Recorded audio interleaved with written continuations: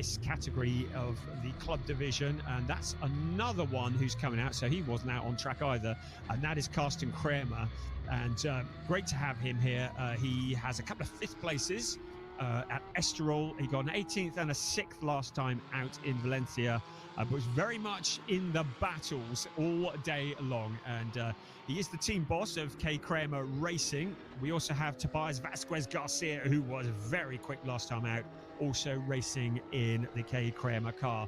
There is Andre Fernandez of 917, and he has been very much at the front of the championship, but for a non-finish in the first race of the season.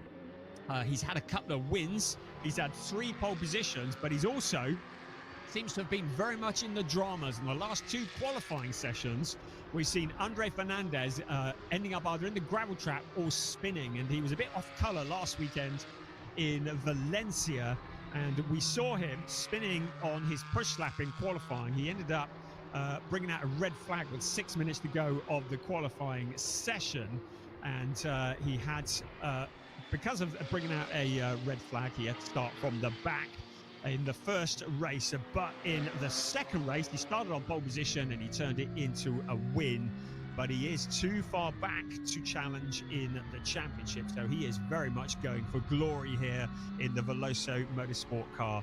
But Andre Fernandez, a real entertainer, if I might say so, and not scared to get his elbows out and to mix it up. Right, there is a driver at the top of the timing screens at the moment, and that is Damir Hott, and we welcome Damir Hott.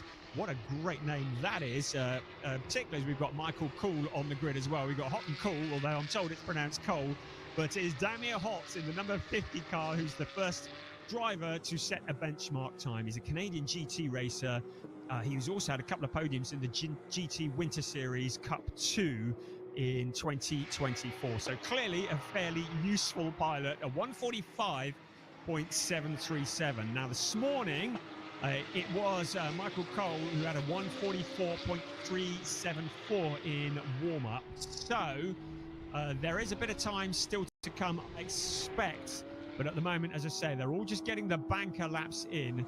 There's plenty of time to go in this session at the moment, but Damir Hott with a 145.737 is the benchmark, our championship leader, the man arguably with one hand on the trophy in P2 at the moment. Philip Wills with a 1.256 gap to second, to the leader, but into second now, Andre Fernandez, 0.754 down from the provisional pole time. There is Damir Hott in the brightly coloured green and black, or is that yellow and black Porsche there in the number 50 car. Just ahead of him, another very quick driver, Evgeny Leonov, who would potentially have been a championship contender had he done the full season. He won the opening race of the season in car number 16 and he got a 4th place. But we haven't seen him since then, which is a real shame because he probably could have had a good run at the championship. But at the moment, the man at the top of the championship is just disappearing off the top of your screen there. Keep an eye on Lee Mole in 56. He's a real entertainer. Also good to welcome back Lennart Hinstra in the 969 car as we look again there at Philip Wills. And it is Philip Wills who now jumps to the top, a 144.888. So that is the quickest of anybody. 144.888, still about half a second off the quickest time we saw him warm up this morning. Evgeny Leonov, I said it was quick. He's 0.05 of a second down from Philip Wills. Damir Hott down into that 3rd place. Javier Ripoll Jr., he was away from Valencia, another driver who probably could have been in the championship hunt but for that absence in Valencia. And we know he went home for the birth of his child, so that's very, very important. But great to have Javier Ripoll Jr. back on the grid in P5. A real entertainer the last time out. Tobias Vasquez Garcia showing that he's not scared to mix it. In 6th place is Lennart Hinstra, but then in 8th place, Angelo Fontana. And Angelo, who, but for a technical disqualification, would have been in a much stronger position. But last time out at Valencia, a technical disqualification saw him having to start from the back of the pack and had to work his way through in both races. as Evgeny Leonov now moves to the top at 1:44.155. Well, that is clearly a new benchmark time. So we throw away the bit of paper that has yesterday's times on, because they have been significantly superseded. Evgeny Leonov now to the top of the time screens. But yes, last time out in Valencia, Angelo Fontana had to do everything from the back of the pack. And it just shows, if you have a problem or it all goes wrong in the qualifying session, it disadvantages you for both of the races, as Evgeny Leonov just moves to the side to get a bit of space to go for another push lap. But from the back of the pack in Valencia, it was still a 6th and an 8th place for Angelo Fontana, and it was a very good performance, but it is one that puts him on the back foot in terms of the championship. And Philip Wills could potentially have the championship signed and sealed in the next race, in the first race. He just needs to finish in 6th place or better, and he will have that one signed and sealed. As is also the case, was the case with Sport Division, track limits will be an issue here. I'm looking to see if there's been any issues at the moment. There certainly were plenty in the last in the Sport Division. I can't see too many at the moment. So drivers keeping it within the white lines where they are meant to, as once again, Damir Hott looking to turn the heat up. The best surname ever, just behind David von Rosen there. And David, who is in the GT4 Championship and the main challenger to Patrick Kuhnhaar. So the quickest at the moment, Evgeny Leonov, a 1:44.155. The quickest of our GT4 runners is Patrick Kuhnhaar. He is in 18th place, and just finding a bit of space. And actually, Damir Hott is, well, it looked like he was trying to get past David von Rosen to get a bit of space, but von Rosen's not exactly letting him get away. There is Corrado Costa. He had a lively time at Valencia last time around. It was David Harrison out there as well. And out towards the turn 1. And Jan Jaap van Roon just under braking. Looked like he had a bit of a slide there going into turn 1. On board now with Carsten Kramer in the 122 car.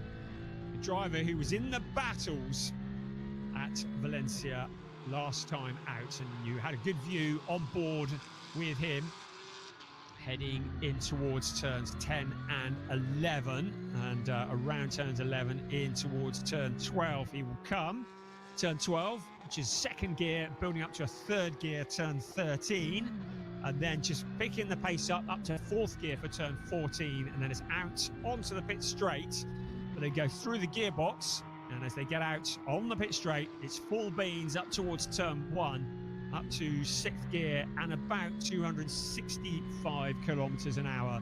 And this is the bit where it is absolute flat out now, no lifting. He's heading towards the fastest point of the track before the heavy braking into turn 1. And there, oh, good grief, some fairly lively action into turn 1. There was Carsten Kramer in there and another car as well. And I thought they were going to get together. So important to keep it out the gravel in this qualifying session. At the moment, I can't see anybody who is setting the timing screens alight. Javier Ripoll Jr. in P6 has done a personal best in Sector 1, but not so in Sector 2. So he will potentially improve on that P6. Oh, and having said that, he's peeled off into the pits now. So, okay, ignore that. There is David Harrison. And he is at the front of that particular queue of cars.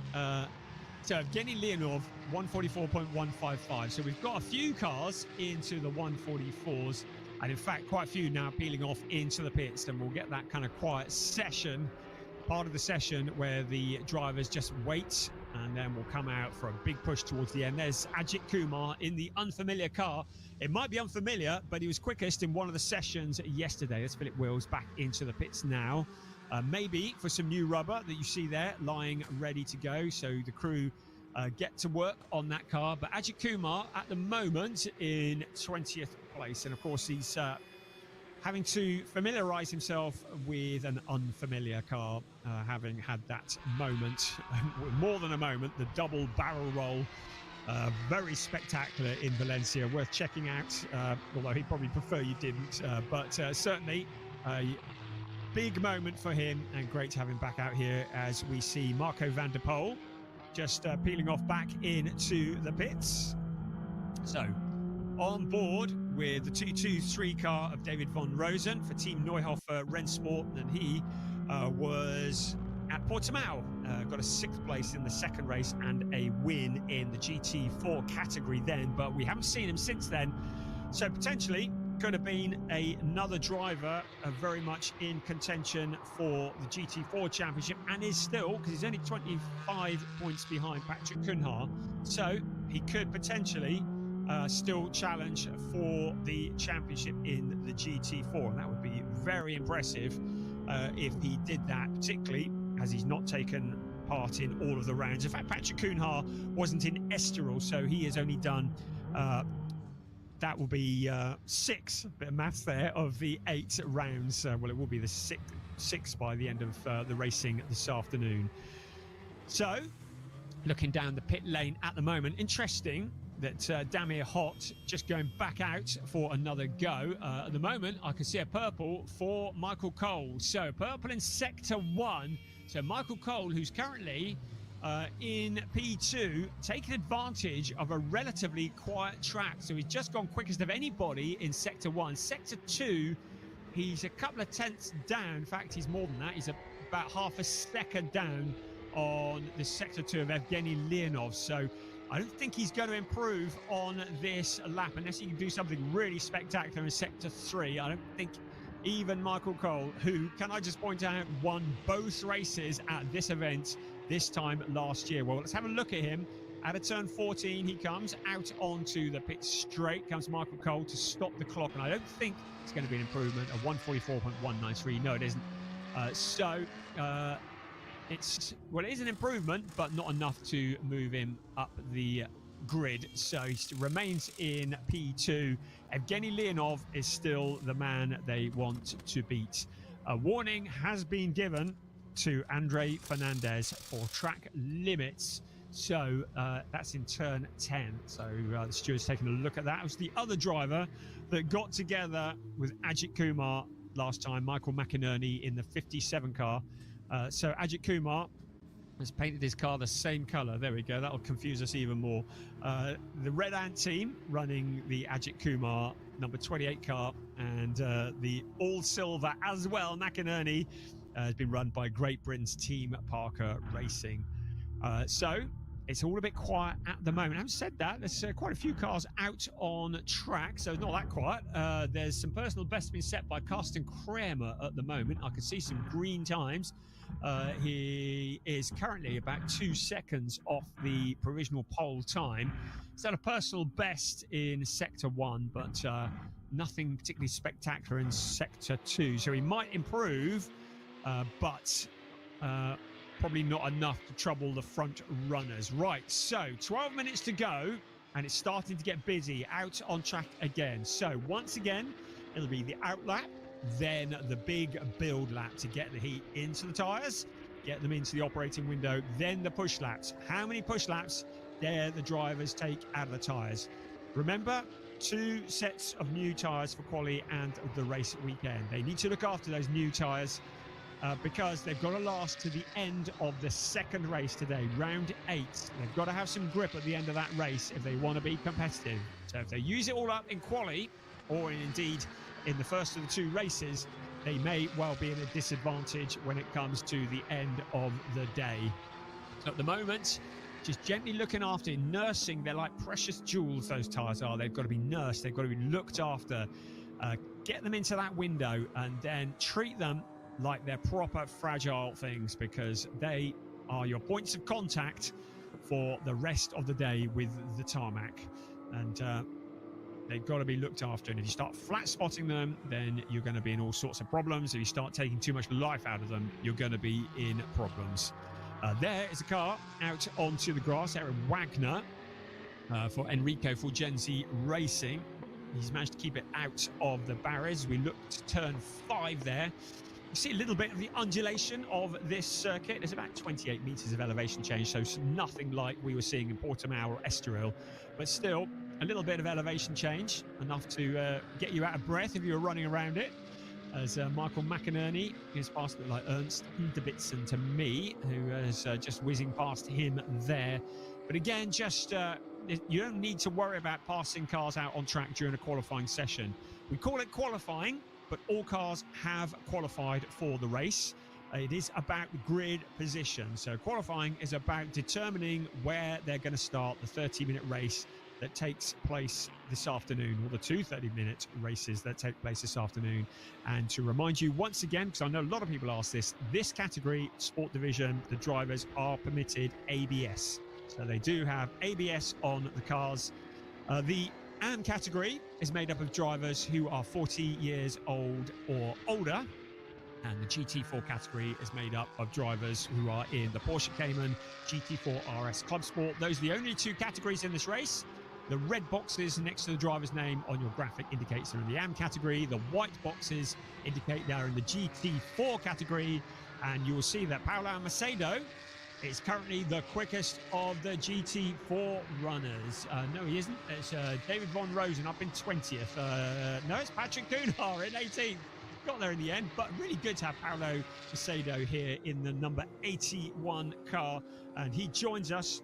The drivers come from karting to GT racing. We've seen him in the 24-hour GT series in the past, but a very welcome addition here to the grid of the Porsche Sprint Challenge Southern Europe in the GT4 category. Right, let's have a look at the timings. Well, at the moment, Javier Ripoll Jr., personal best in Sector 1, a 30.626. So that was quicker than Evgeny Leonov was last time around. So he's in the ballpark. So at the moment, Javier Ripoll Jr. in 7th place. Would expect him to rise up from that. Another driver going quickly, Angelo Fontana. So he's in 4th place at the moment. He's done a personal best in Sector 1 as we look at Patrick Cunha in the Treble 8 car. And he in the GT4. So he's out there as well. So the personal bests starting to come. Damir Hott has done a personal best in Sector 2, but he stays in P5 at the moment. But we're going to have an eye on Michael Kuhl. He's in P2 at the moment. He's on his outlap, so picking up the pace as Patrick Cunha moves to the side just to make a bit of space. He's in 18th place at the moment. And he is the quickest of the GT4 runners in that 18th place. So championship leader in the GT4s. As we look at Michael McInerney in the 57 car, he's in 22nd place overall for Team Parker Racing. Right, we've got a couple of personal bests that have come in now for Angelo Fontana. So the driver that's in P4 looking to improve. He's looking quick and he does that. So he's up to P3 for Angelo Fontana. He jumped up to what would be a second row start for race 1 if things remain as they are. Fairly quiet from Philip Wills at the moment. He will be mindful of the fact that he comprehensively destroyed a car in qualifying at Estoril. Let's not remind him of that. And will want to look after it. He does not need to win any races today. Philip Wills just needs to pick up a handful of points and outscore Angelo Fontana, and he will be champion. He's certainly in a very comfortable position, so no alarms, no dramas, no surprises, just bring it home in the points, and Philip Wills will be crowned the champion. But he's got a couple of races he's got to get through, and the remainder of this qualifying session, of which there are 6There are 6.5 minutes remaining as we ride on board with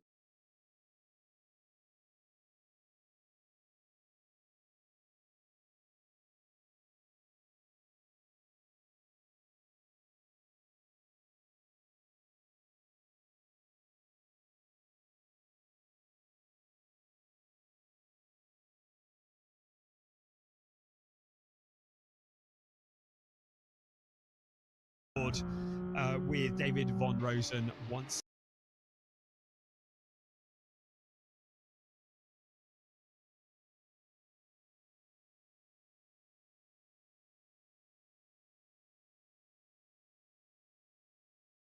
again and see what it looks like from a driver's perspective.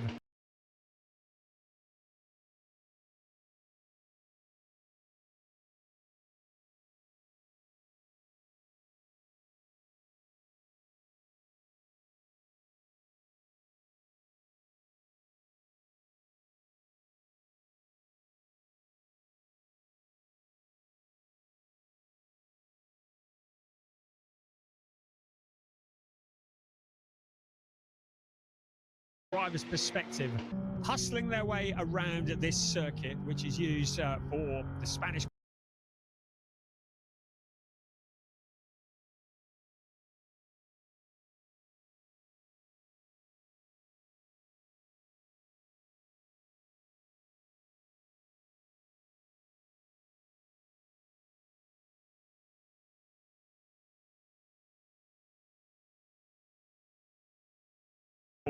Spanish Grand Prix, often famous as a testing circuit.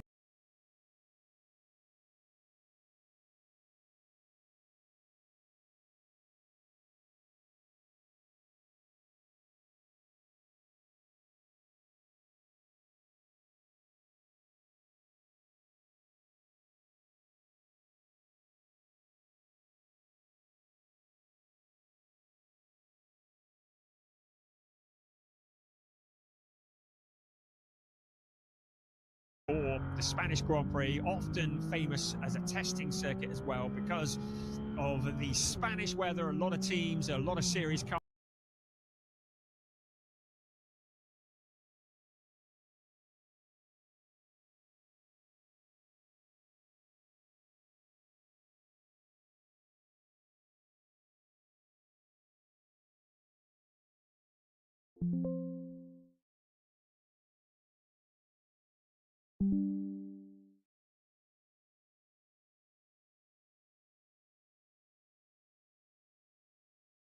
of the Spanish weather. A lot of teams, a lot of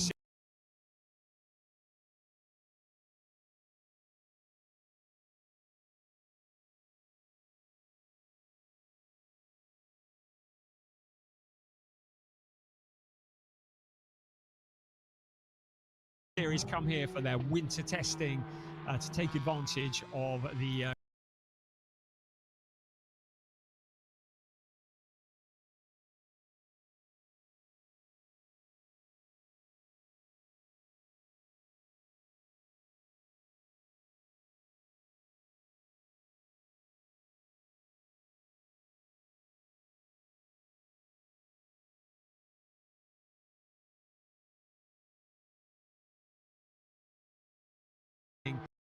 to take advantage of the glorious Spanish weather. And glorious it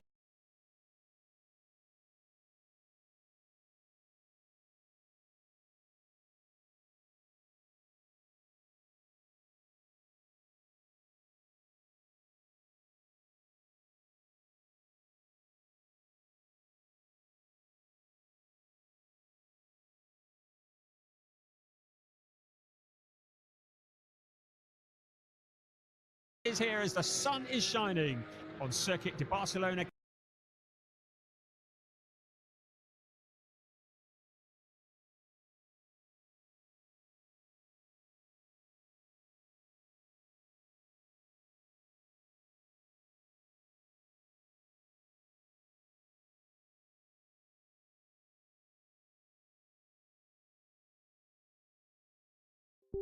Is here as